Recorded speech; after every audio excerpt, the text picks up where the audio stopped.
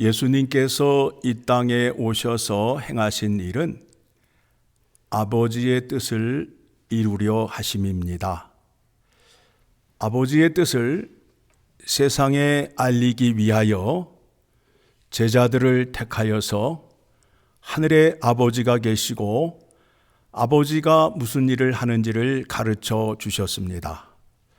그 가르침을 받은 제자들은 예루살렘과 온 유대와 사마리아와 땅끝까지 이르러 십자가의 복음을 전하고 교회를 세웠습니다. 예수 그리스도의 이름으로 구원받은 자들을 주님께서 핏값을 치르시고 세우신 교회로 불러 모아 주셨습니다. 그래서 우리는 무엇을 배워야 하느냐 하면 예수님이 하셨던 일, 사도들이 교회에게 가르쳐준 말씀을 배우고 지키는 책임이 우리에게 있습니다. 교회는 만왕의 왕이신 예수 그리스도의 영광을 드러내는 곳입니다. 예수님이 이 땅에 오셔서 죄인들의 죄를 대속해 주시고 모든 권세를 다 이기시고 승리하신 권세를 우리에게 허락하여 주심으로 그 십자가의 능력이 죽은 자를 살리고 병든 자를 고치고 또 아버지의 집으로 갈 수 있는 길이 열린 영광입니다. 그 영광을 드러내는 일을 교회가 하는 것입니다. 그런데 지금 빌립보 교회 안에는 그 일을 하면서 예수님의 온유한 마음으로 그 일을 행하여야 되는데 다투면서 주먹질을 하고 큰 목소리를 외치며 복음 전파를 하다가 보니까 사도 바울이 얘들아 예수 그리스도의 마음을 품으라 라고 2장 5절에서 말씀을 하면서 예수님이 하나님이신데 이 땅에 사람으로 오셔서 죽기까지 순종하셨던 그 믿음의 본을 따르라고 말씀하고 있습니다. 지난주 금요 기도회 설교를 통해서 우리가 배웠던 것이 무엇이냐 하면 구원에는 수동적인 구원과 능동적인 구원이 있다. 구원을 얻는 데 있어서 전적인 하나님의 은혜로 얻는다라는 겁니다. 그리고 우리에게 요구한 것이 무엇이냐면 순종을 요구하시는데 그 순종은 예수님께서 몽둥이를 들고 안 지키면 두들겨 팰 거야 라고 하는 그 순종이 아니라 자발적인 순종, 깨닫고 이 말씀이라면 이분이라면 내가 믿어도 좋고 나의 전 생명을 걸어도 좋다라는 깨달음이 있을 때에 순종을 말하는 겁니다. 그 순종을 우리에게 요구하는 거예요. 그래서 우리가 성경 공부와 하나님의 말씀을 통해서 확인하는 게 뭐예요? 누구에 대해서? 하나님과 그가 보내신 자 예수 그리스도에 대해서 성령의 인도하심을 따라 배워야 되는 거 아니에요? 그렇죠? 그게 교회가 할 일이란 말입니다. 그런데 가짜 복음을 전하는 자들은 하나님과 예수 그리스도에 대하여 알기보다는 자기의 욕망과 행복과 성공을 위하여 하나님의 능력을 얻고자 하는 자들이에요. 그렇게 되면 하나님의 말씀을 이해할 수 없어요.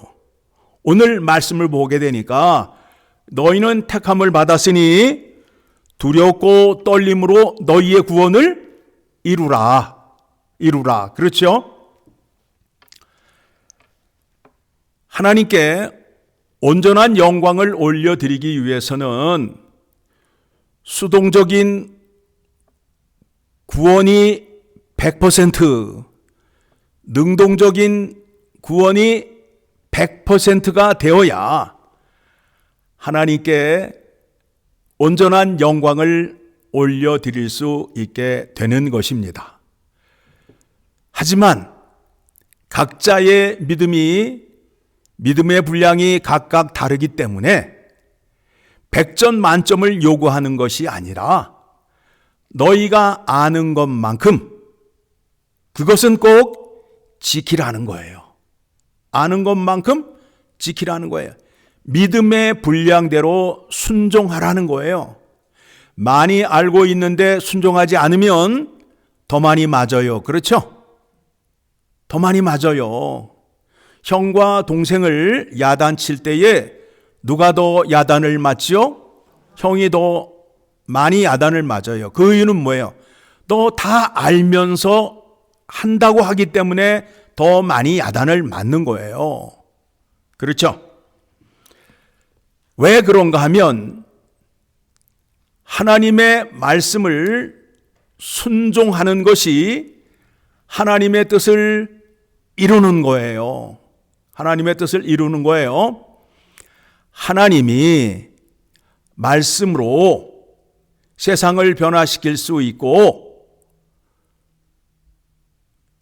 죄인들을 구원할 수 있고 또 하나님의 영광을 드러낼 수 있지만 하나님의 정의와 공의를 예수 그리스도의 십자가를 통하여 나타내셔야 하나님은 하나님이 되시기 때문에 그렇게 하셨다라는 겁니다. 왜냐하면 죄의 싹은 사망이에요. 그래서 죄의 진자는 반드시 죽어야 되는데 그 죄인을 예수님께서 대속해 주심으로 인하여 구원을 얻었어요. 그러면 그 구원을 얻은 자에게 요구하는 것이 무엇이냐면 내 말을 잘 듣고 그대로 행하라는 거예요. 행하라는 거예요. 하나님의 명령과 뜻을 누구를 통하여 세상에 나타내시기를 원한다고요? 나를 통하여.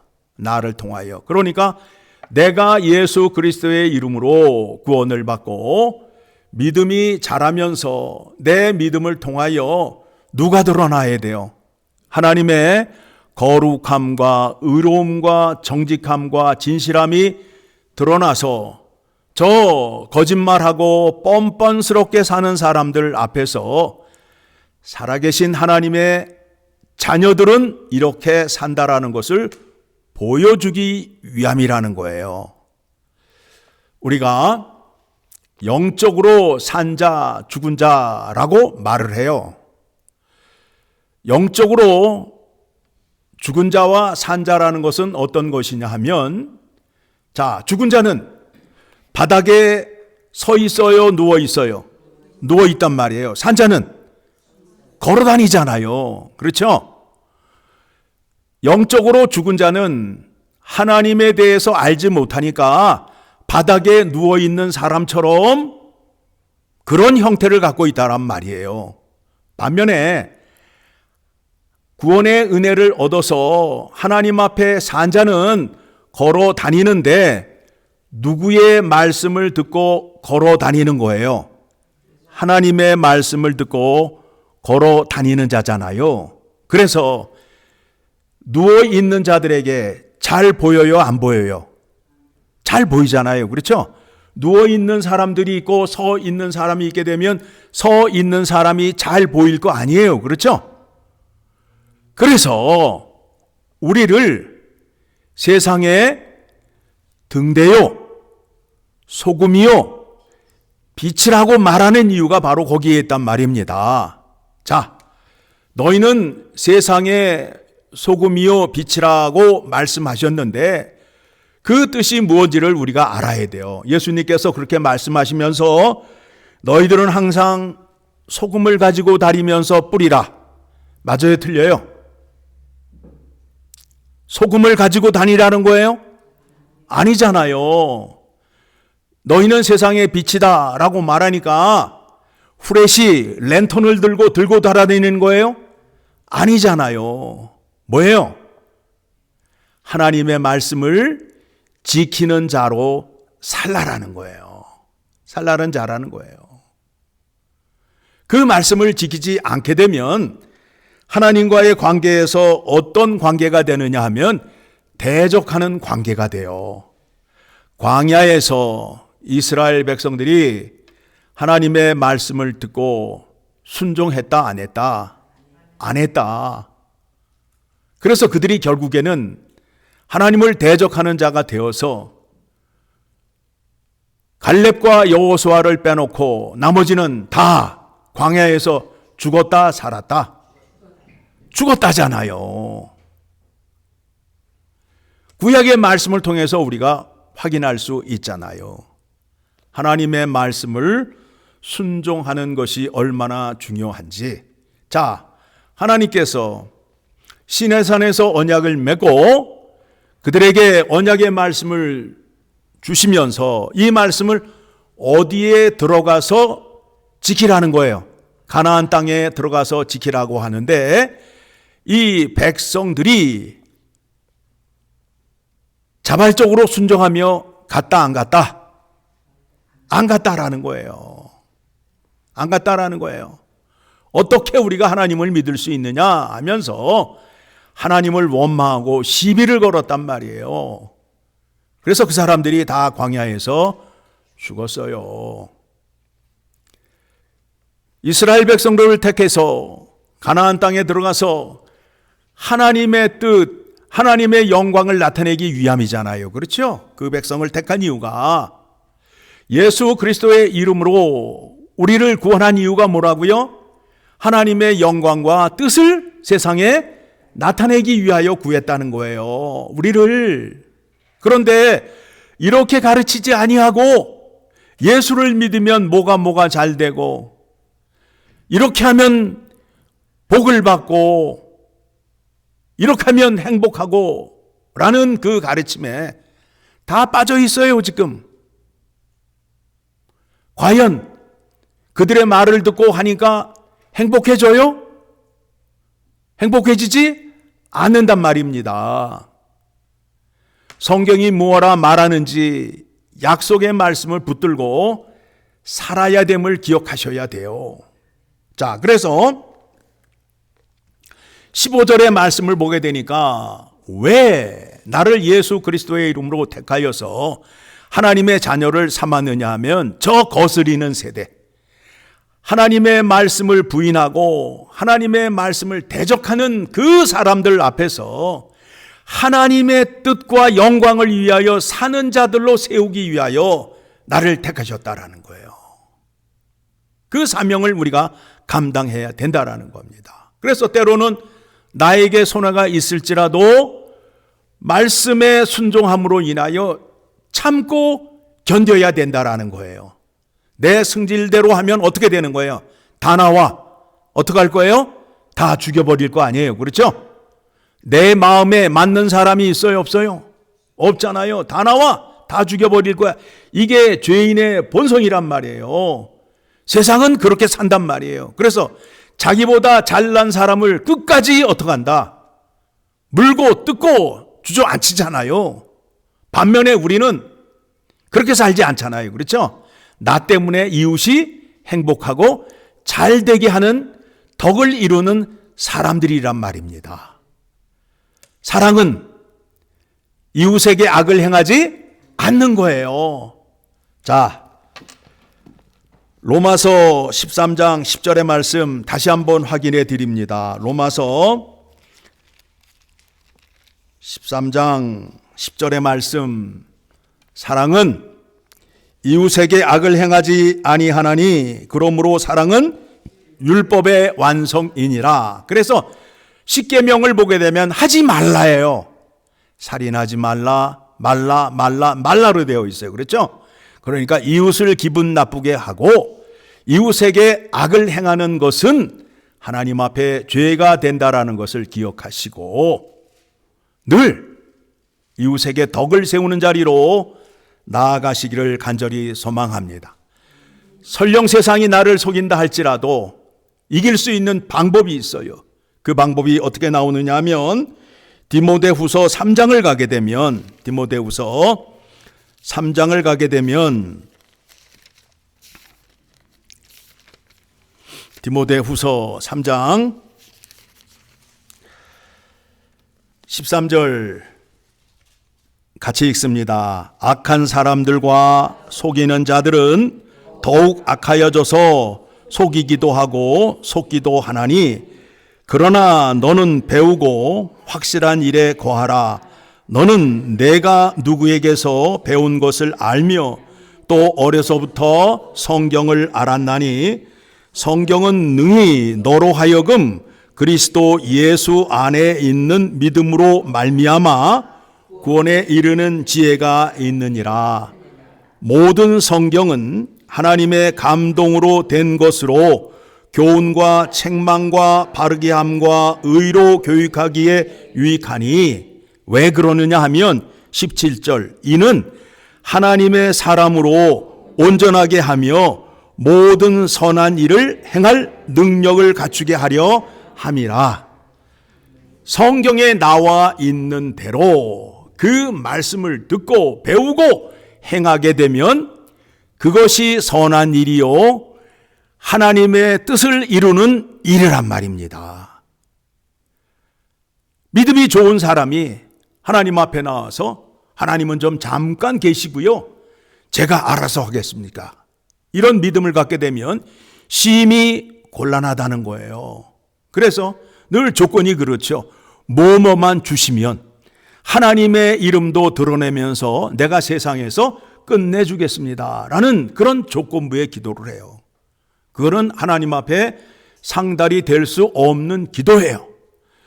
1,000만 불만 주시면 500만 불 교회에 헌금하고 500만 불 내가 폼나게 쓰겠습니다 라고 기도하는 사람들 많잖아요.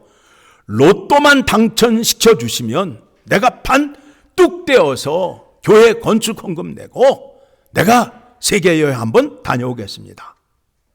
기도했더니 응답이 있다 없다? 하나님의 뜻이 아니에요. 하나님은 뭘 원하신다고요? 내가 너에게 명령한 것과 내가 너와 맺은 언약의 말씀을 잘 지키라는 거예요. 그것이 하나님의 뜻을 이루는 것이요 하나님의 영광을 올려드리는 거예요. 다시 빌립보로 돌아갑니다. 자, 그러면서 바울이 빌립보 교회 교인들에게 부탁을 하지요. 제발 하나님의 말씀대로 살아라. 내가 너희를 위하여 이렇게 노력하고 있는데 헛수고가 되지 않게 하기를 원한다. 주님이 다시 오시는 그날 빌립보 교회 교인들이 상급을 많이 받게 되면 그때 바울도 조금 상급을 받을 거 아니에요. 그렇죠? 너희 때문에 나도 좀 상급에 열매가 있게 좀 해다오 라고 부탁을 하고 있어요. 여러분들이 잘 되면 하나님 기뻐하시고 예수님도 기뻐하시고 담임 목사도 즐거운 거예요. 목회의 열매가 되잖아요. 그렇죠? 그렇게 우리가 믿음 생활 하셔야 됩니다. 그러면서 17절에 너희가 잘 될 것 같으면 제사를 드릴 때에 포도주를 뿌린단 말이에요. 그거는 뭐냐면 자기의 피를 뿌리는 심정으로 포도주를 뿌리는 거예요. 너희의 믿음이 잘 될 것 같으면 내 피를 쏟아서도 제사를 드리고 싶다라는 것이 바울이 갖고 있는 빌립보 교회를 향한 진심이란 말입니다. 저도 마찬가지로 여러분들이 믿음 생활 잘해서 구원의 복을 많이 받고 이 땅에 사는 동안 감사와 기쁨이 넘치기를 간절히 소망하는 마음으로 말씀 준비하고 목회를 하고 있습니다. 그래서 18절에 가서 뭐라고 그래요? 이와 같이 너희도 기뻐하고 나와 함께 기뻐하자. 이렇게 하면 너희도 기쁘고 나도 기쁘다라는 거 아니에요. 그렇죠?